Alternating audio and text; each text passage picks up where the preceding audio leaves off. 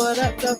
Welcome back to another episode of All Things Behind the Scenes with your girl, Nina Payne. Thank you for joining us. I'm so glad you're here. I have to remind you, this show is about events. We talk about all things events, what happens before the event, during the event, after the event. We talk about the dynamic professionals who manage all the details from start to finish to make sure these events happen. And then we talk about how to navigate the business of doing events, ins and outs, do's and don'ts. We talk about all of that here. So, event production, photography, arts and culture, women in hip hop, social justice. These are just a few of the next guest's interests. We met while she was managing an artist gallery where she hosted events and showcased new talent. We soon connected on producing Dilla Youth Day. It's an event that brought 2,000 youth together to learn about STEM through music. She's the first Black photographer whose work was featured on the cover of Vogue Magazine. I absolutely love that she is unique and unapologetically herself all the time. Please enjoy my conversation with the one and the only Miss Piper Carter.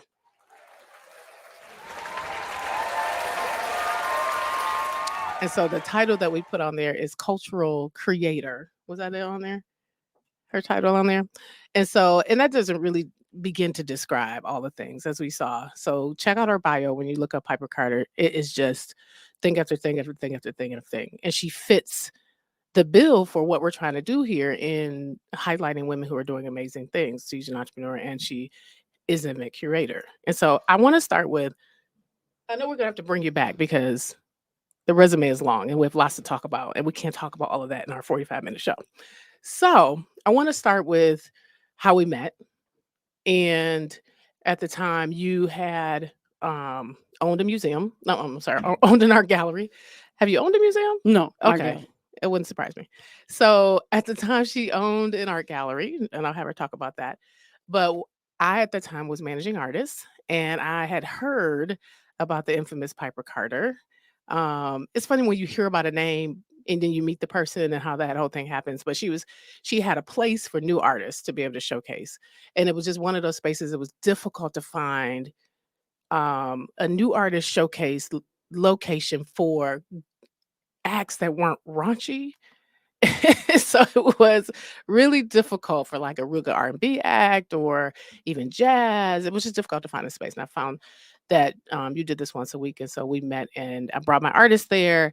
And I was just super impressed by the way that you were curating the space. It wasn't just the space itself, but the audience was really cool and eclectic and artsy. The musicians and the acts that you brought to were also really cool. They were different. They weren't the things that you would see on TV or radio. And I just kind of took a liking to that. And then we, became friends after that. But so let's start about like, how do you start an art gallery and then make space for new artists? Tell us about that. Yeah. So, okay. It is a little bit of, what would you call that? When opportunity meets experience, I guess. Mm. And so at that time, so we're talking like 2009, 2008, 2009. Yeah, it was about 2008, 2009. Yeah. So at that time in the city of Detroit, it was like the bankruptcy period or just before that bankruptcy period. Right, the housing crash in 2008. Yep. So a lot of the, I'd say the economic conditions in Detroit were a lot different. And so there were a lot of spaces that were just available for cheap space like or buildings, for free buildings. Yeah. A lot of buildings. It is not like that now. No, not at all. Now it's the housing market is anyway. Right. So there was a person who owned the building. Mm-hmm. He was my ex-business partner. So he was just using the building. He was a DJ. He was just using the building to have like after hours events every now and then. I was like, this is a nice building. We could do like other stuff with it. Yeah. So I asked him like, do you mind if I come in the daytime and just like, see what else I could do? He was like, cool. So I started coming in the day, and it had a different personality in the daytime than it did at night. Say that because, talk about that because that's also a good segue to venues. Like, so when Mhm. we're sourcing venues as event people, Mhm. it's so important for the venue to talk to me. Like, I'm in the Mhm. space and it has to, like, the vibe has to match whatever event I'm Yep. trying to talk. So talk about that. Yeah, What so do the you mean by space that? was itself was a I guess it may have previously possibly been a bar. It's hard Mhm. to tell because in it in that current state, it wasn't really attractive per se. It was like this It's linoleum all the rave floor. now. How it Right. is, Right, right? right. But it was like this linoleum floor. There were like these poles that were like I felt were in the way. But I guess they're beams. They That are yeah, they're beams, beams. Piper. Yeah, they're beams. And there was a bar, but we didn't really necessarily like it wasn't like our space wasn't like a bar. So, Right. so it It wasn't that wasn't. people came there for the bar, but there was a bar. Mhm. Um People mostly came like you said to enjoy art Mhm. and the people. Yeah. And so the walls were white and bare, so we connected with visual artists who we would have them showcase their artwork on the walls. Yeah. Um and maybe do commissions. And so for me, I thought, the daytime could be a place like a gallery. Yeah. So in the evening, all the different DJs and things could rent the space and do their parties, but in the daytime, we could support and promote these visual artists. So within that time, um, I just started thinking about like what are all the spaces or what are the challenges with me going to spaces Mhm. that I don't like. And Mm. these are the things that I'm going to do differently here. And so one of the major things was I didn't really like you said, to go out and have this kind of feeling like I don't know, like I have to watch my back or like I'm unsafe. Mm. And I was like, how come, I don't like that feeling. Like, I want to go enjoy music. I want to be around people, but I don't want to be like fearful. You know what I mean? Like not able to What enjoy. made you fearful? You said you were going to places. Talk more I about would that. go like to I don't want to name the places, 'cause I don't want to put them out there, but there were certain We're places. naming names. No, I'm just kidding. Yeah, because you might want to have events there. So let me not We're shut it down by yeah, accident. let's not do that. But there were just certain places, let's just say places that center themselves on being a bar. Meaning the reason Yeah. you go is because you're gonna buy a drink, but that's like the majority of the reason that they want you there. For me, I feel that as a person that does events or even as an artist, it wasn't I didn't want to have to be responsible for like selling drinks. In order to win. Yeah, Yeah. Be because successful. and the people who have spaces, their whole focus for you to go there is to buy a drink. Yeah. They're just trying to figure out how many drinks they're gonna sell. And that sometimes collides Mhm. with an event persons, or people that want to do entertainment, they want to have people see their artists. They want to Mhm. have, a great event. They want to, have this experience.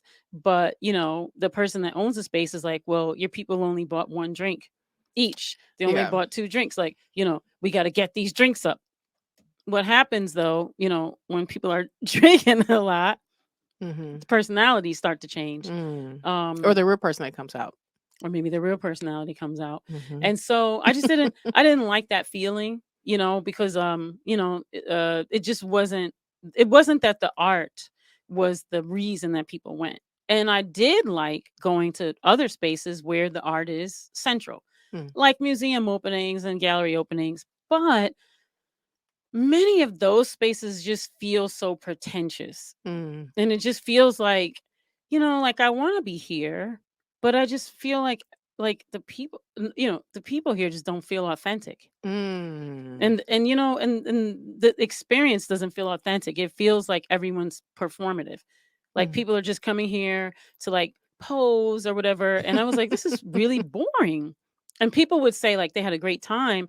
And then you'd ask them, well, what was great about it? And they basically they would just say that all the cool people were there. It's like, uh-huh. What about the art? Or what art? Or what about the music? It was Yeah. okay. It's like, So I wanted to have a space where the people were cool, the art was great, and so was the music. So a more authentic experience. So But when you go but out, it feels like you feel it. Like how you said, you but just here's you here's the feel thing that I vibe. think Yeah. about what you did versus what you were describing. Mm. Now we're in this event space, right? Mhm. Mhm. So for those who are listening, like there is a type of events where you go and you are having a party. It's a social event, Mhm. right? And you might rent a club or something that already has a bar in it, and you want to have an experience there. That's a different type of thing than you own an event space and you Mhm. get to decide Mhm. how the vibe is going to be. And Yeah. then you can decide who actually gets to rent it and who doesn't, all that Mhm. type of stuff. And so Mhm. we're talking about the different types of events. Like I'm working with a couple of team members now, and they want to find a bar like place, right, Mhm. to go and throw their event. There's only so much management of the vibe that you can do, Right.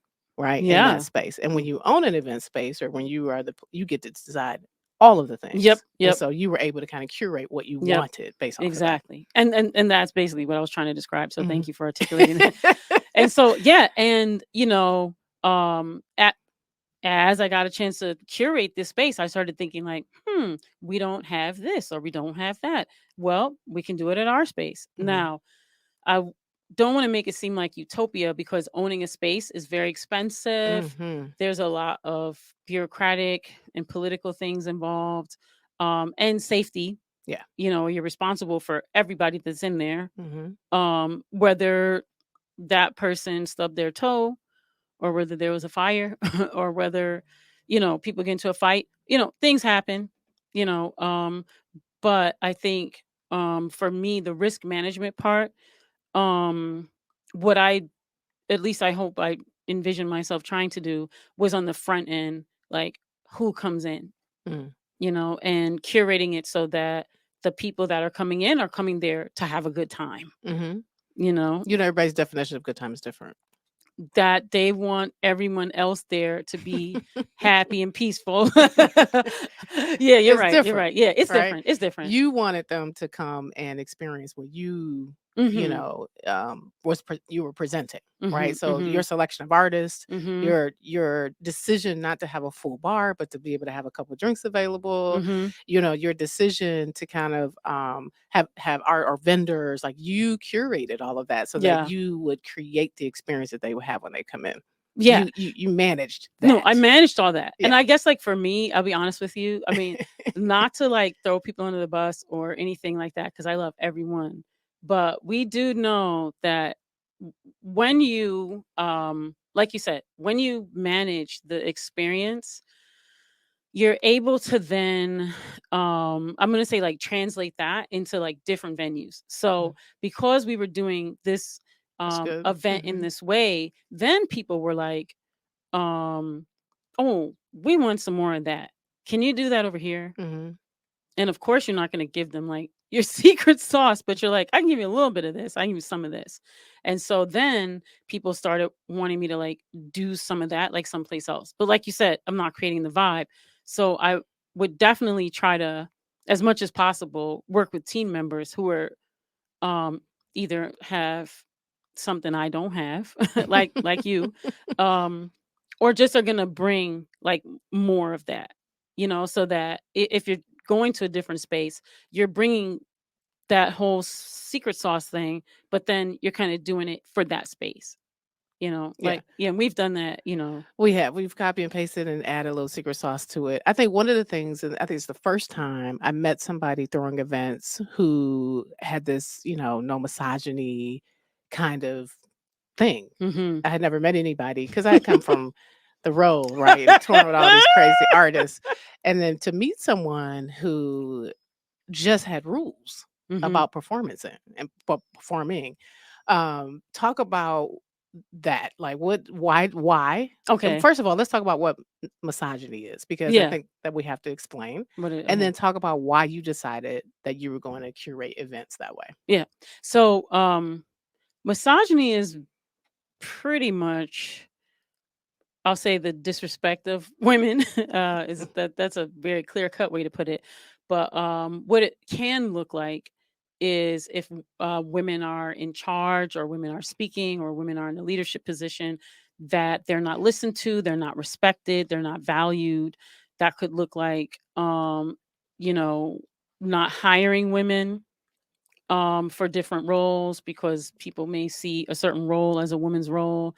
It could be not paying women the fair rate because they're not seen as as valuable. It could mean not respecting a woman's authority in a position of power. It could mean not respecting a woman's you know I don't want to say intelligence, but let's say how much they know or their experience. Mm. um It's a big word that means yeah, disrespectful of women in a yeah, lot of in a different lot of different ways. And facets. it's not just men can be misogynists. Mm. Anybody can And be I a think that's kind misogynist. of, Yeah. people believe that that's one way, and it's not. No, anybody can be a misogynist. It's, I mean, if you've ever worked in corporate America and you've had a boss that was a woman and she says, "I don't hire women," Mm. that's misogyny. Mm. Or if you've ever, right, like worked somewhere like doing production, Mhm. and most of the people that do production are Men. men, and they see a woman going to pick up a case and they run over like, "Hey, hey, hey, put that down, little girl." Yeah, yeah, those are things that we have to go through in this business quite often, and then you have to decide whether or not you're gonna take that or not. Like Right, right, sometimes you may not want to pick up the case, and sometimes you do. So, right. and you might be offended, You might like be offended, yeah. and so we just want to be careful. So, talk about then in music Mhm. and because a lot of your events had performance, right? Mhm. And then Mhm. what that meant based on what you required the artist to do. Yeah, so in open mics, or a lot of times in open mics, it's open. So you're going to get a range of people who have a range of talents. And we did the best we could, though, to strive to make sure that the people did have talent. I mean, every now and then it was a little hit or Yeah. miss, but for the most part we did strive to make it a space so that the talented people were encouraged to come. But so if you've ever been to an open mic, especially if it's hip hop or whatever, guys just get on, even women, and they just say the worst things to one another. And I guess for me as an audience member, I don't want to hear that. Mm. Like, I don't want to hear 2 or 3 hours of you just going Go all ahead. these Go ahead hurling and say insults at women. it. I'm not want to be there. I feel like after there, like I need a shower, I need a spiritual bath. Like, it's like, what? It's like too much. So I realized that a lot of women don't like to go to Mhm. spaces where they're going to hear that, right? Mhm.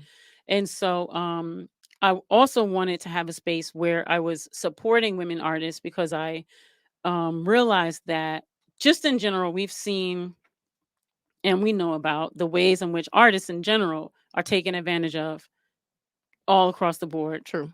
definitely women as well. Mhm. And so I wanted to have a space where women didn't have to kind of go through this Yeah. process, this negative process, for lack of a better way to put it, where they would be valued, where no one was looking for like some ulterior motive for you to get on the mic. You could just come get on the mic, or spin or dance or whatever you do. Um, and where the other people that would come would be able to enjoy themselves, and there would be a good feeling. Um, and we didn't let you talk about how you were going to murder all these people either. Mm. We didn't let you talk about like that you were going to go get all this money from So someplace so when else, you and say you then didn't let them, so because here's the thing, oh yeah, you yeah, have an yeah, yeah. open mic, they sign Mhm, mhm, up, mhm. yada boom. How did you let people know that things weren't allowed at your events? So we had hosts, Mhm. and the host would like say the rules, and then they would model the rules. So they'd be a part of what we would call like a cipher, Yeah. and they would say the rules, they'd model the rules.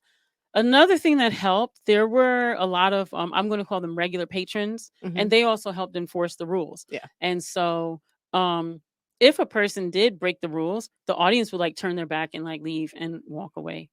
Yeah. And just not clap, or and the person would be standing there looking like, "Oh my god." And Yeah, the and it's so interesting because I saw it, and I was just like, "What?" It was almost like they were getting in trouble from the principal or Yeah, something. It was yeah. like and it was widely known that that was a thing, Mhm. right, at your events. Like, Mhm. don't even show up. After a while, it was a Yeah. thing, right? Yeah, yeah. And so you created a space where even the people coming Mhm. knew that they would, that there wouldn't be, you could cuss, but it wasn't Yeah, it gonna wasn't be like outside of offensive, yeah, hurt try to yeah. harm people. I mean, okay, a curse word could come out your mouth, but you're not trying to like tell someone you're gonna hurt them, Mhm. or say you're gonna do this to a woman. It's like we just didn't want to perpetuate those negative messages, basically. And also too, a lot of young people were coming to our events. Yeah. And so what I've learned recently is a lot of the young people who were coming to our events are like producing their own events now and implementing a lot of those same I want they're not rules, but they're like letting people know like It's a we don't vibe. promote It's that. it's the Yeah. curation of the event, and I Mhm. think the more control you have, right, to be able to curate the type of event that you want to be able to see, the Mhm. better. Which is, if you're going to do that, it's difficult to do that in a bar setting, or it's Yeah. difficult to do that when somebody else owns the space and you're Yeah. trying to create something that's Mhm. outside of the space that you're in. Yeah. And so, having a space that you were able to have, you created a vibe, right? And you took Mhm. that vibe and you were able to, you even did it at a bar, but Yeah. they knew Mhm. what the deal was, right? And you were Yeah. able to kind of, after you got really strong, you could Mhm. take that and copy and paste that and put in places because your audience that you brought knew what they were going to get. And then when you got involved, you helped me take the whole, I'll call it vibe, and then like clean it up and make it more palatable for different types of audiences, I would say. Right. So we Mhm. let's talk about that for a little bit. So, Mhm. like I said, I come from touring and entertainment and the nights. And so when I got home and 2 feet in Detroit and started really kind of networking, I met Piper and started working together. I really just didn't understand. Like, it was just so foreign to me to have these conversations about, social justice Mhm. and, being kind to one another. And it was also your culture is African centered. And so, like, some of the principles the African community were also a part of your thing as well. And so I think I just kind of was attracted to all of that because it was just so foreign to me. Mhm. And so bringing what I know from corporate and management and all of that to what you do, I think we just, made an awesome pair in trying to Yeah. like create. Now it felt like those people who had no idea what, no misogyny was, or, any kind of African centered anything, were also feeling like they could attend. Yeah. Because it didn't feel Yeah. like because it Yeah. almost felt like I was an outsider Mhm. coming into this space. And Mhm. oftentimes I still feel that way because Mm. I didn't grow up in the African Mhm. centered Mhm. educational space or Mhm. freedom school or Yeah, yeah. any of those spaces, and so I think it just kind of made it okay for me to talk to my community that it Mhm. was okay to come to some of the events that you put Mhm. on, Mhm. that it was okay. I don't even know what to say. Am I being offensive? No. Do you know what No, I'm I know, saying? yeah, because there's different, and that I mean, there's different types of people, right? Hmm. That's why they have different types of event curators or different types of event, producers. Like you said, you create a vibe. I mean, if a person has been in corporate like a long time, Hmm. they're probably used to like a very corporate event type process, Yeah, right? they went to the museum opening, and they were those Right. pretentious people that you talked Yeah. about earlier Yeah. today in the And conversation. and they'd be like, That's what they're "Oh, used to, that's what they're used to." so, like, walking into a space that was, like, grungy, Mhm. like, 5 Gallery was grungy, but it was super like, the vibe was really cool. Like, it could be really uncomfortable for somebody Mhm. who is not Mhm. used to that, and vice versa, Mhm. right? Mhm. For Yeah, somebody who yeah. is used to that, and now you take them to some pretentious museum opening, and Mhm. you got to hold pinky Mhm. fingers up or some crap bullshit like that. And so it goes both ways. But I think what we were able to do together was kind of create a space where I brought my folks, you brought your Mhm. folks, and that they could live and be okay in the same Mhm. spaces, Yeah, yeah, you yeah. know. I think so. And so let's transition a little bit into entrepreneurship. Mhm. Talk about, because I think you have a different story in that, the corporate versus like transitioning into when you Mm. were like a full-time business owner. Let's Mhm. just talk about kind of where you were and how you got into owning your own business. Yeah, so I will say I've always owned my own business. It Mhm. it was a photography business before, and I was a freelancer, which is different than, working for a company, Mhm. right? It is. Yeah. And as a freelance photographer, I was also an artist, Mm. which is more like being a music artist. So I had an agent and I had an attorney. So Mm. I did not have certain skills in business because my education and my experience was to make the photographs. Now, this is, I'm going to say, like very old school, Mhm. because somewhere around the 15-year ago mark moving forward, that whole way of being is I won't say it's no more, Mhm. but I'll say that more and more people do have the business skills and experience, Yeah. if they're going into photography, video. Whereas in my trajectory, it was taught to us not to venture into those spaces. Like, you just be an artist Yeah. and focus on your craft. And then you hire an attorney, you hire an agent to get you the work. That was my world. Mhm. And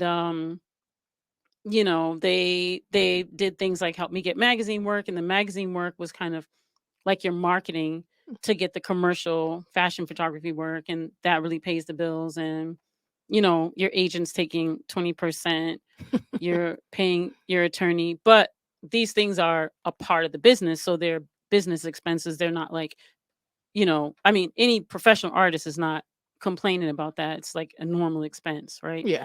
um but then going from that kind of experience of like being an artist, or like having people call for you and get all your gigs, and you just tell them, no, I don't want that, yes, I want that, or your attorney explaining things to you, um to being an event, or a venue owner. It's like night and day, Oh yeah. because now you actually have to like know all this stuff. Like, you have to know all these rules. I won't say you have to know the laws, but you I got mean, it's helpful it's if you helpful to you're know you're responsible as a responsible venue owner. as Yeah. a venue owner. Like, you have to learn. It's a huge learning curve. I'll say that. And so I learned on the job, and it Mhm. was a painful lesson.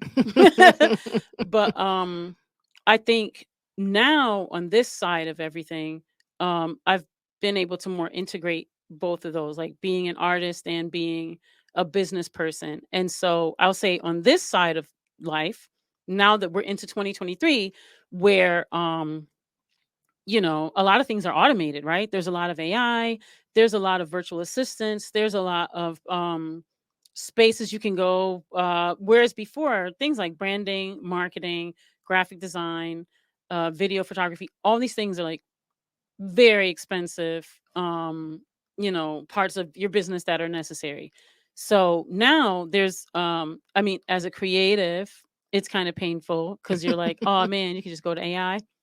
But at the same time, as an entrepreneur, I can just go to AI for Right. some things, which is helpful, It is. It is. you What know? so what do you think if somebody's in the spot that you're at, right there, hmm because you were freelancing out of college, right? Yes. So you already almost always had your own I've space. always had my own business. Yeah. And so for somebody like going from freelancing into something like you did, like you now you own a venue and you're throwing events, now you own a company and all hmm these other things. What would you have told yourself then, now that you know the things, looking hmm back on those type of transitions, what are some lessons that you learned? I think some of the useful aspects are take business courses, because like last let me see. No, yeah, 2020 and 2021, I spent a lot of time taking business courses. And I know people are taking business courses, but our businesses are changing. And so I think the other thing is be a lifelong learner. You Mm, have to be. So I went to college for photography way back in the 90s, yeah, the olden days. olden days. Um, that was film. Mm, that was, developing your film, printing your prints. It was Having a dark room, dark room and the chemicals and all that. And that was my work, like, I want to say up until maybe like around 2000 and maybe 2. mhm. And then I took myself back to school. I took myself to school because I started reading. I read a lot of trade publications. Read trade publications. Tell the camera, tell the people. Read trade publications. um I don't know if, like, for the fashion industry, it's stuff like WWD, um, Cranes, Cranes if is you're in amazing, actually. Michigan, Wall Street Journal. But then you might have your own trade publications for your own But tell genre, before you go, just tell people what trade publications are. So a trade publication is basically like a news journal, and it's for people in your industry. So it could be, if you're in finance, something that'll just tell you all about, like, how to purchase stocks, how to dump stocks, how to sell stocks, how to crypto, if you're into producing events. I don't know if we have trade, it's probably this podcast, you know uh but Hey. it's going to tell you, things you need to know in your industry, Mhm. whether it's where to get equipment, what's going on in your industry business wise, on a high level, on a local level. But it's so that you can make really good business decisions because you understand where the industry is. Yeah, and Yeah. why is it important to know where the industry is and where it's going? You have to know where your industry is so that you can, number one, see your place in it, and also where it's going, because that helps you to understand, okay, if, let's say in the music industry, people aren't going to be like, if people are saying, okay, well, we're no longer going to be using DAT tapes. Well, you don't want to go invest in like a bunch of DAT tapes, right? And I'm stuff. not even sure people know what a DAT tape is on this. Think floppy disk. He said No, floppy disk. floppy disk. But, like, if it helps you understand if something's going to be obsolete, or Mhm. if a practice is going to be obsolete, or if something is trending, and it's trending in a good way or it's trending in a not good way. What other companies are doing, because we're all connected. So um you want to be able to take advantage of technology, you want to be able to take advantage of the trends, but you also want to be able to have some sort of steady growth. And understanding in the trade publications, they help you understand where you can have steady growth and how. Yeah, and it's Yeah. important. So there's several things, right? You need to read the trade publications or business publications that are specific to your business. You need to understand general business, right? You have to understand how the pandemic really impacted the events industry, right? What's coming up next? How are we going to not let that happen again? There's all sorts of trade publications or even websites and webzines, as they call them, that are specific to meetings, specific to events, corporate events in my space. So understanding where the trends are and how things are going to move within the next couple of years. We're in this recession space. How is the event industry, hotel industry, tourism industry going to be impacted by that? So it's important to kind of have that all the time in the back of Yeah. your mind, reading those things, and you can kind of start And to it changes, predict right? where it changes constantly. You Yeah. can kind of predict how it's going to sway and move and grow and or be deleted Yeah. off the Yeah. face of the earth like we did in the pandemic Right. as we recover. And so if you're on the cusp of that, right, Mhm. you can make decisions about your business and whether or Yeah. not you need to pull back a little bit, move left Mhm. or right, hire, all those sorts of things. And so that's how you continue to grow your business, Yeah. right? Yeah. Yeah. So let's talk about, because I know I'm gonna have to bring you back. Mhm. One of the things that I asked one of our other guests, and I think is appropriate here because you are in the social media space. There's a trend going that Mm. being a boss is Mm. trendy, right? Mhm. Be a boss bitch, all that Mhm. type of stuff. Mhm. Talk about the difficulty of owning a business versus kind of what they make it seem like on social media. Yeah, so let's be clear. The boss works. Let's just The boss does all the work. Yes, a lot of work. I don't know where these women are going, and they're talking about soft life and they're not doing nothing, cuz where are they working? So, yeah, the boss does like work. And the boss works hard. And I don't mean hard as in like, hurt yourself or put yourself in harm or like just do it because of, you're trying to impress these people. It means that, if you own a space, Hmm. okay, you may have hired cleaners. Yeah. If okay, even when you hire cleaners, you want to be able to have a certain standard, right? Especially if you have a space, because people can go to any space, people can go to any business. It's having the standards are really important because that's what's going to make repeat business. Because you're not in business just because you sold something. You're not in business just because you did some business. You're in business because people keep coming to you, Mm. because you have a good reputation and because people are telling other people to come to you. That's when you're in business, right? And it's consistent and people are willing to pay your price, not because you look cute. They're willing to pay your price because you're offering value. You're Mhm. bringing value. You're bringing, integrity. Mm. You're upgrading them and Mm. and whatever their, business is. So if like with the space that I had, we had to make sure that, clean. But cleanliness, that sounds like, oh yeah, I It's can a make sure big it's clean. deal. It's a huge deal. And not just that your space is clean. If you have a space and you're serving food, your forks are clean. Mm. Your glasses are clean. Mm. Not clean like most of them was clean, but one of them wasn't. Like all your glasses got to be clean. Mm. Not with a fingerprint and an excuse like, "Oh, well, you know what happened?" Cuz the thing is that people, they have choices. They do. People have choices. And for a person or a company to say, I go to foundation management because I know that they're going to show up on time. I know that, they're reliable. I know that whatever they say, they're going to do, they're going to over deliver. I know that I'm going to, what I receive is going to be valuable, and that the people that are showing up take their job seriously. Yeah. That's really important. Um, Being a boss, like it sounds sexy, like it sounds really cool, but what it actually means is you're a hard worker. And it means that you're thinking about all the ways in which you can better serve people. Now, that's the other thing I want to say about being in business. Sometimes people say they want to be in business because they say they don't want to work for anybody else. Mm. That's not a reason to be in business. A reason that you're in business is because you want to serve. You Mm. have a service, you have an offering. Mm. Even if that offering is some really expensive cowboy boots with gold tips, that cost like $8,000. Right. If I come in there and it smells good and they're on the display and they look cute and you say, "Hi, how you doing today?" And I'm saying, "Oh yeah, I'm cool. Oh, did you want to see anything you want? Oh yeah, can I try those boots on? Oh yeah, what size are you? Let me see. Oh, you would you like some tea? Oh, you want to come sit down?" Serve tea at the cowboy boot store. Right?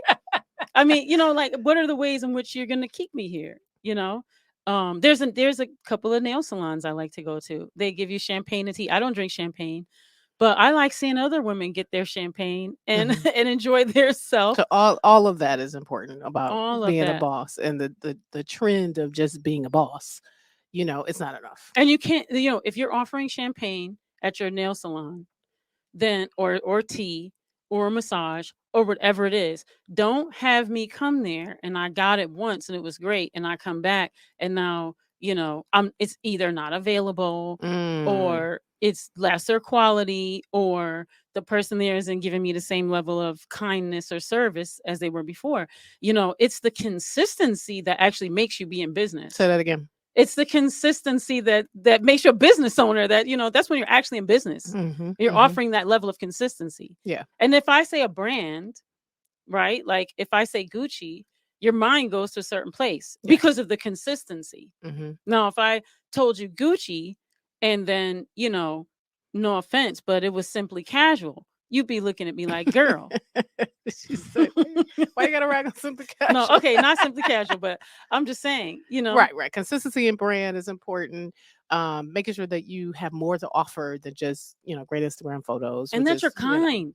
You know what? I mean, obviously, if you're in Wall Street, I mean, maybe you're in but if you do production, you're offering a service. If you do, graphic design, if you do media, if you do events, you're offering a service to people. So, you've been to spaces, I've been to spaces where, people are doing events and they're unkind. Really? They're producing events. They're Hmm. the event producer and they're unkind. Yeah. The first thing I'm More thinking, than not, actually. yeah, There's a lot of unkindness, and they figure that I'm busy, so why are you asking me? It's kind of like right. that kind of For attitude. me, that I'm done at Hmm. that moment. Like if I don't need that person, I'm done. I'm gonna be like never again because there's no reason to be unkind. Now, there's times when you're in a hurry. Hmm. There's times when you're under a deadline, right? And things have to get done, right? Obviously, don't come to Nina Payne 5 minutes before the event starts and then start asking her, can you get in free and things like that. You might get a little It curt always happens. response. You I might might, be a little shorter than I might be if you would give me more time, but right. yeah, But you're never I still unkind. try to be kind. You're never I really do. unkind. Hmm. Uh-oh. Even when you put the hammer down, Yeah. you're still respectful. It's like a respectful, Let's ask the like, team. Am I respectful when no. I put the hammer down? Sure. No, yeah. It's still a respectful no, right? Yeah. I mean, There's yeah. a way to I'm not trying respect to be people and say no. disrespectful, but I'm letting Right. you know that this won't happen. That's fine. Unfortunately, we cannot help you. That's fine. Unfortunately, you must leave. That's fine. Jesus All loves of you. that is fine. Right. What did the guy say? When I do these hands, Oh, Toby. yeah. Hmm. Okay, so we're gonna wrap up, but I do have one more question for Okay. you because I think it's super important that we ask this question of all our guests. Um, you know, no man knows the day or the hour Mm, that they're gonna be done here on this earth. mm. What do you want people to say about Piper Carter when at Wow. that moment? And I know I don't prep is not on the prep questions, but I Right. think it's important just to kind of think about the impact we're making here. Yeah. And we do a lot of things, right? We're all things, da, da, da. Yeah. But at the end of the day, Mhm. what do you want people to know about? What do you want people to say that Piper Carter was?